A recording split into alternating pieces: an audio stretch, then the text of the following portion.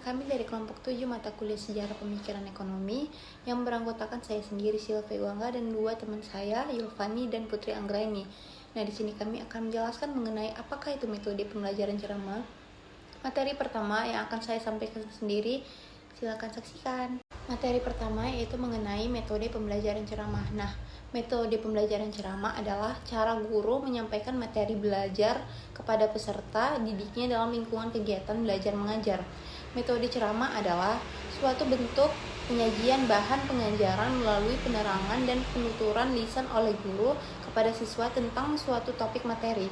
Dalam ceramahnya, guru dapat menggunakan alat bantu atau alat peraga seperti gambar, peta, benda, barang tiruan, dan lain-lain. Submateri yang kedua yaitu karakteristik, kelebihan, dan kekurangan metode pembelajaran ceramah. Yang pertama, karakteristik. Apa sih karakteristik dari metode pembelajaran ceramah itu? Yaitu yang pertama, digunakan apabila proses pembelajaran lebih bersifat pemberian informasi berupa fakta atau konsep-konsep sederhana. Yang kedua, proses pembelajaran secara klasikal dengan jumlah siswa yang relatif banyak. Bersifat menonton, guru lebih banyak berbicara. Yang keempat, memerlukan adanya dukungan yang efektif dari guru seperti suasana emosional yang dapat membangkitkan motivasi dan perhatian dari siswa selama mendengarkan ceramah.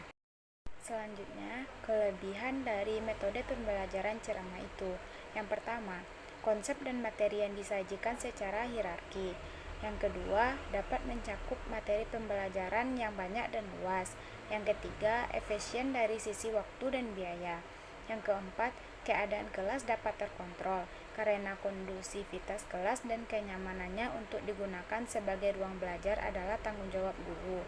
Yang kelima, membantu siswa dalam mendengar secara akurat, kritis, dan penuh perhatian. Selanjutnya, kekurangan dari metode pembelajaran ceramah.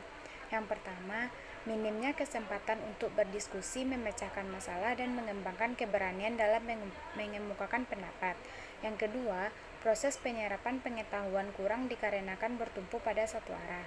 Yang ketiga, guru yang kurang kreativitas akan mengakibatkan situasi kelas yang menonton. Yang keempat, kurang memberi ruang bagi para siswa untuk mengembangkan kreativitas. Yang kelima, sangat sulit mendeteksi sejauh mana tingkat pemahaman seluruh siswa. Yang keenam, siswa akan lebih bosan dan merasa mengantuk. Karena dalam metode ini hanya guru yang aktif dalam proses belajar mengajar, sedangkan para peserta didik hanya duduk diam mendengarkan penjelasan yang telah diberikan oleh guru. Setelah materi ketiga yaitu langkah-langkah penerapan metode praktek metode ceramah. Yang pertama yaitu tahap persiapan. Pada tahap ini yang harus dilakukan adalah merumuskan tujuan yang ingin dicapai. Yang kedua yaitu menentukan pokok-pokok materi yang ingin diceramahkan. Yang ketiga yaitu mempersiapkan alat bantu. Tahap kedua yaitu tahap pelaksanaan. Pada tahap ini ada 3 langkah yang harus dilakukan. Yang pertama yaitu langkah pembukaan. Langkah pembukaan dalam metode ceramah merupakan langkah yang menentukan keberhasilan pelaksanaan ceramah yang sangat ditentukan dalam langkah ini. Yang kedua yaitu langkah penyajian. Tahap penyajian adalah tahap penyampaian materi pembelajaran dengan cara bertutur.